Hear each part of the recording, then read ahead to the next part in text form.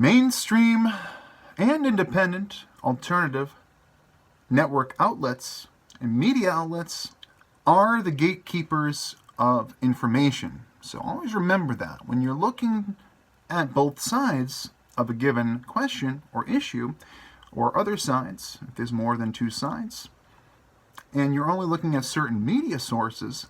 I talk about this in my last video titled Tweet, so check that out. It's a nice video. And I talk a bit about how the mainstream media and all media are the gatekeepers of information. And if you're only listening to the side that is prescribed by your partisan viewpoint and your partisan clique or your partisan group, if you're, for example, a Republican and you only listen to Fox News, or if you're a Democrat and you only listen to MSNBC, well, you're in an echo chamber. And you're not really seeing both sides. You're only seeing one side of the situation, and you're kind of fortifying your position. Your confirmation bias is being continuously reinforced by the same messages and information being passed through your ear, through your eye, into your brain pathway. Again and again, your memories are formed. Familiarity and consistency is kept with the same ideas you've been hearing again and again and again. And sometimes you become so comfortable, we become so comfortable with these ideas that we can almost not even hear. We can't even hear the other side. We can't hear any other side. And that's when you get people that fall into this right thing and wrong thing, and they fall into being accepting censorship and wanting thought police, because that is what they are used to. They've been self-segregating themselves from any uncomfortable or contradictory information. So when other side comes in and says, hey, Republican, you should listen to what the Green Party has to say. There's a couple of great ideas coming from Jill Stein and Ajamu Baraka and whoever it might be on the Green side or any other side. Say, hey, you should listen to them. They might be able to teach you something about, hey, environmentalism, for example. Whatever it might be. But if you're going to stay in your echo chamber, whatever it might be, whatever issue or side it might be, you're not going to hear what they have to say. So that's why I say it's best to listen, keep one foot in one echo chamber and one foot in another, and perhaps a foot, as many as you can. We only have two legs, but try to keep as much of a grasp and a sense of all perspectives.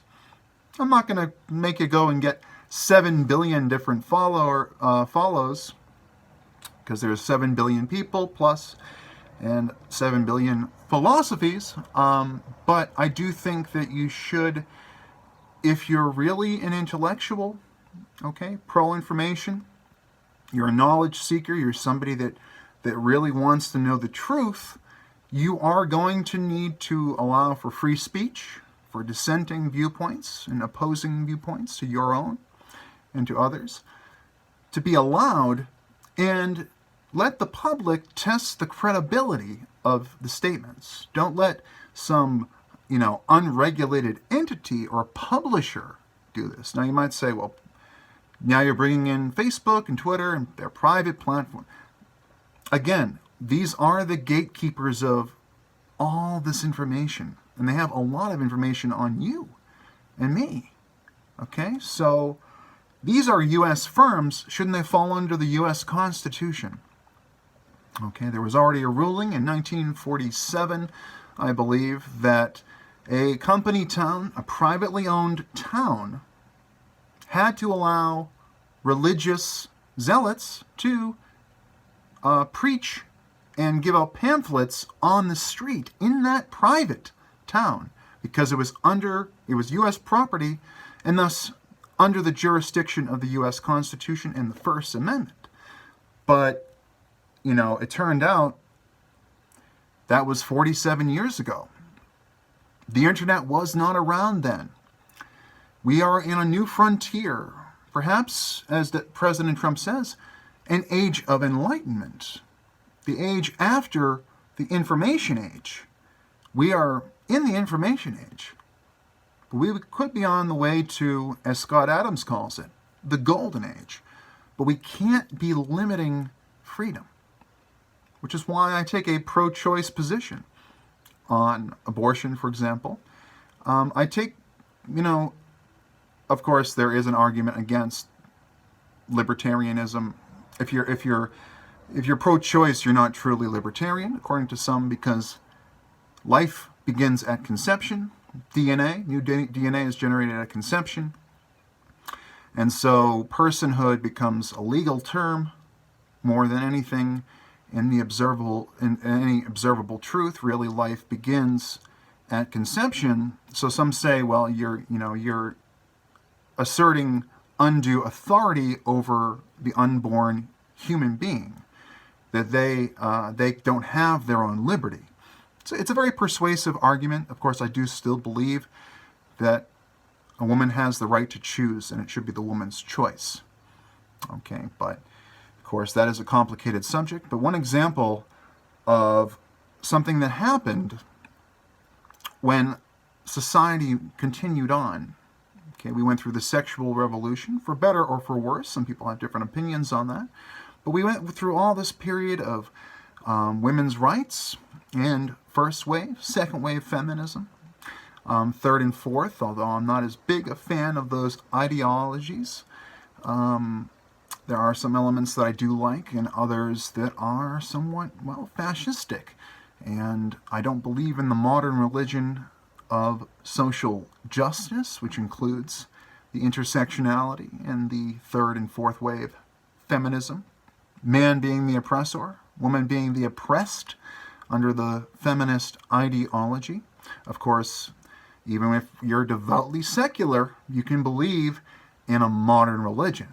And social justice proves that, of course. So, I got a little bit off point, but I was talking about how media controls the narrative. Media controls the information flow that comes through. So definitely keep your body and your mind out of echo chambers if you can, but if you do, don't live in them. Just vacation there. It's a retreat. It's some place to rest your mind where people agree with you. But it's healthy to foster an environment that people can disagree. And that way they learn from each other and they come together to create something new. A new perspective, a wider perspective that incorporates things from both sides. That's my goal, and I'm trying to proliferate this sort of pro-information approach on the world, preaching free speech and saying the modern religion of censorship and its profits should get lost. But again, that is my opinion. I am agnostic, on that issue.